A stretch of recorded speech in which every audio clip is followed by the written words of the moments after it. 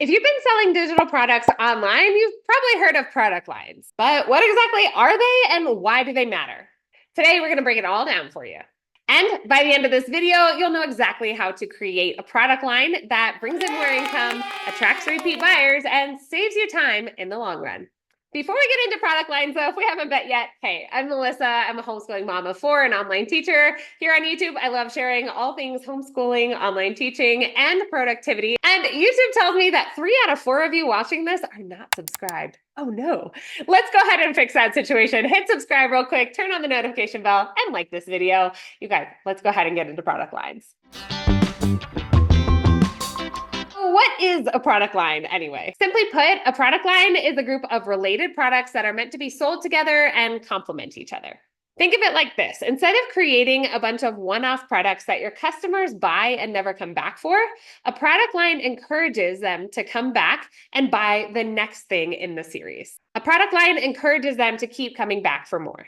Coming up with related products is the triple threat that you've been looking for. More income, more repeat buyers, less time spent on product creation. Let's break that down. First, let's talk about income. When you have a product line, you're not just offering single products, you're offering a whole suite of solutions. This means customers are more likely to purchase multiple items from you, thereby increasing your revenue. Plus, if they like one product, they're more inclined to buy others in the same line. Next up, repeat buyers. One of the biggest challenges in online selling is getting buyers to come back and buy again. A product line helps solve this problem. When you create products that naturally lead to the next, you're giving your customers the opportunity to come back and complete their collection or just come back to find the next thing that they need. Finally, let's talk about time. Creating individual products from scratch can be exhausting and time-consuming. If you've seen my TPT workflow video, you can check that out in the cards here, you'll know that this is exactly what I'm talking about. I love a good template, and you can save so much time when this happens naturally in a product line.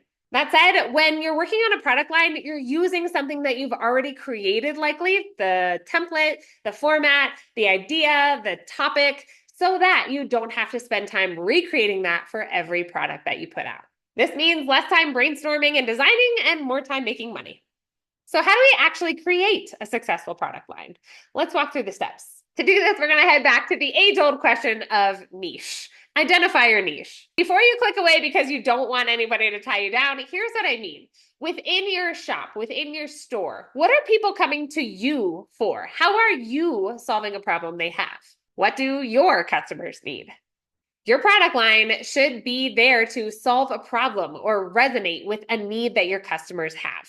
For example, here's mine. I create fun, practical, and effective writing and language learning resources with STEAM components so that my resources can be easily extended to reach different levels of learners. Next, we got to plan the products. First, start with a core product and then think about complementary items that could enhance or expand on that same idea.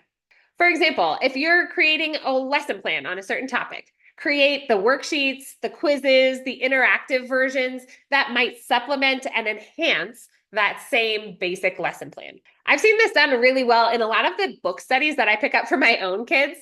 A lot of authors will start with the basic comprehension questions, then they'll add on vocabulary practice opportunities, quizzes, project ideas, and a lot of other really cool literary analysis resources. I love it when this happens because I get everything in one, again, a bundle. We can talk about this another time, but I know and I see their resources and how good they are. That keeps me coming back to the same few stores where I know I can find quality resources on the books that I'm teaching. Once you've planned your products, it's time to design and develop them. It's really important that the design across all of these different components and elements is cohesive. This not only helps with your branding, but it also helps them to look appealing when being sold together. Think about those book studies.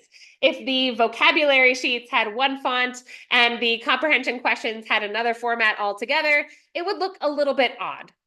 Don't get too wrapped up in this, but think colors, fonts, and formatting to help get you started.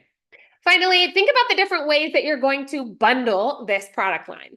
Offering a discount for picking up multiple items in your product line can encourage more sales and provide greater value to your customers in the long run.